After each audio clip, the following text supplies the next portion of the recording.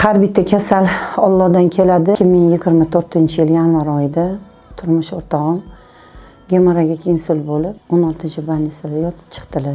Boshda borganimizda yotardilar, hech qanaqa harakat yo'q.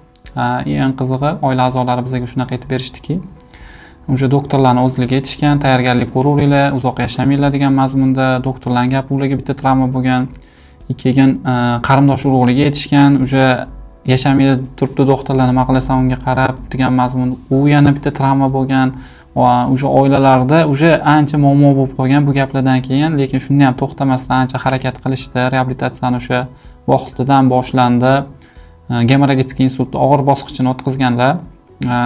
Harakatlari mutlaqo yo'q edi. Даже nutqdan, yutinishdan hamma joyda muammo bor edi. Reabilitatsiyani to'g'ri metodlar asosida olib borganligimiz sababli mana hozir 2 yil ichida o'sha o'zlari o'rnlaridan turadilar, hassasiz mustaqil yura olinglar, o'zlari ovqatlarni tanlab yeyolinglar, gapirish nutqlari ancha o'sgan, gapirishlari o'sha ancha dadil bo'lib qolgan, gaplarni tushunsa bo'ladigan bo'lib qolgan, o'tirib gaplashsa bo'ladi ular bilan, harakatlari bilan ham o'zi yotgan joylardan o'zlari turib tashqarilarga chiqib ketadilar. Sababi ko'proq harakat qilishlarini tushunib yetyapti, qilishlari kerakligini tushunib yetyaptilar.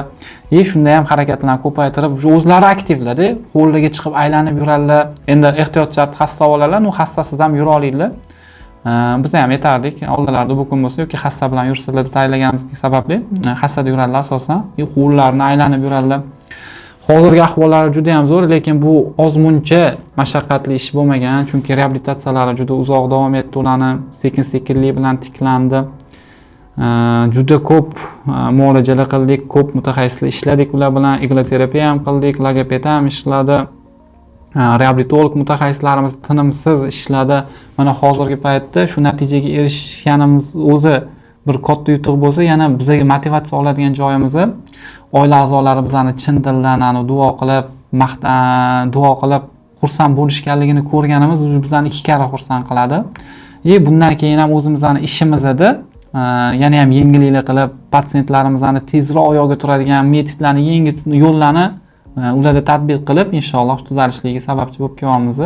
Hozirgi misol uchun insult bo'lgan patsientlarning oila a'zolaridan ko'p eshitib qolamiz. Qattiqroq reklamada, internetlarda ko'rib qolishadi-da, qanaqadir choy yoki mashinaga o'xshagan nimadirlar bilan tuzalib ketadi. Yo'q, unaqa narsa bilan tuzalib ketganda-chi reabilitolog, nevropatolog kerak bo'lmasdi. Shu choy o'zini hammamiz sotib yurardik-da, ular tuzalib ketishardi.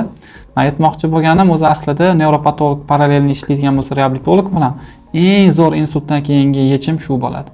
Ortiqcha joyga yugur shart bo'lmaydi. O'zi reabilitatsiya to'g'ri metodlar asosida qilinadigan bo'lsa, nevropatolog to'g'ri nazarchani qilib dorilarni kontrol qilib turadigan bo'lsa, bo'ldi. O'sha mashina o'zi yetadi insult patsienti oyog'iga turib yurib ketishiga.